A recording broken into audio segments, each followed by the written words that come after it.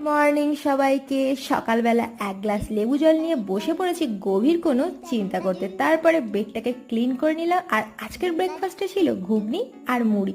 Fridge খুলে দেখলাম একটা ড্রাগন ফ্রুট ফ্রিজের মধ্যে পড়েছিল, তাই ভাবলাম এটা নিয়ে কোনো একটা এক্সপেরিমেন্ট করা যাক। তার সাথে একটা পাকা আমও নিয়ে নিয়েছিলাম। তারপরে লেবু কেটে পাত্রে জল ঢেলে নিলাম, তাতে লেবুর রস দিয়ে দিলাম আর দিয়ে দিলাম চিনি আর বিট নুন দিয়ে মিক্সড করে এবার ড্রাগন ফ্রুটটাকে কেটে নেবো আর আমটাকেও কেটে পিস পিস করে নেবো। তারপর আইসক্রিম মোল্ডের ভিতরে আমের টুকরোগুলো আর ড্রাগন ফ্রুটের টুকরোগুলো দিয়ে দেবো। তারপরে তৈরি করতে ওর মধ্যে ঢেলে আইসক্রিমের ঢাকনাগুলো দিয়ে বেশ কিছুক্ষণের জন্য ফ্রিজে রেখে দিতে হবে। এটা অ্যাকচুয়ালি ফ্রুট আইস ক্যান্ডি। দেন লাঞ্চটা সেরে নিলাম, তারপরে বসেছিলাম একটু ফল খাওয়ার জন্য। আর বিকেলবেলা চলে গেছিলাম হাঁটতে।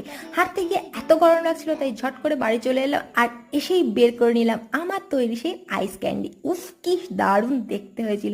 লুকসটা দেখো, দারুণ কালারফুল হয়েছিল আর খেতেও খুব ভালো হয়েছিল। তাই দারুণ।